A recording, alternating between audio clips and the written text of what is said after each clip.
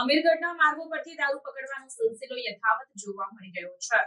અમીરગઢના માર્ગો પરથી દારૂ પકડવાનો સિલસિલો યથાવત। અમીરગઢ અને માવલ પોલીસ ઊંઘતી રહી, જિલ્લાની એલસીબીએ કરી કાર્યવાહી।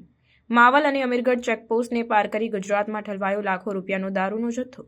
અમીરગઢ પોલીસ સ્ટેશન વિસ્તારમાં એલસીબી પોલીસની કાર્યવાહી। અમીરગઢ પોલીસ સ્ટેશન વિસ્તારની કોરોના હોટલ નજીક બાતમીના આધારે ટ્રકમાંથી એલસીબી પોલીસે પકડ્યો લાખો રૂપિયાનો દારૂનો જથ્થો। એલસીબી પોલીસે 1256 પેટી દારૂની ગેરકાયદેસર ગુજરાતમાં ઘૂસણખોરી થતી અટકાવી, સાથે જ 21,768 બોટલ સાથે કુલ 95,27,640 રૂપિયાનો દારૂનો જથ્થો અને કુલ મુદ્દામાલ 1,15,37,740નો મુદ્દામાલ એલસીબી પોલીસે જપ્ત કર્યો। પંજાબ નિર્મિત દારૂનો જથ્થો ગુજરાતના મુન્દ્રા ખાતે લઈ જવાતો હતો, તે સમયે એલસીબી પોલીસે કાર્યવાહી કરી। બુટલેગરો યેનકેન પ્રકારે ગુજરાતમાં દારૂની ઘૂસણખોરી કરાવતા હોય છે, જ્યારે ફરી એકવાર બુટલેગરોના બદઇરાદાને લઈને એલસીબી પોલીસે સફળ કાર્યવાહી કરી છે। વિચારવાની અને પ્રશ્નની બાબતો એ બની કે ચેકપોસ્ટ પાર કરી આટલી મોટી માત્રામાં દારૂનો જથ્થો પહોંચ્યો ગુજરાત બોર્ડરમાં।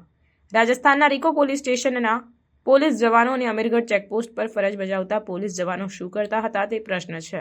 અમીરગઢ તાલુકાના માર્ગો પરથી છેલ્લા અઠવાડિયા દરમિયાન કરોડો રૂપિયાનો દારૂનો જથ્થો પકડાયો છે।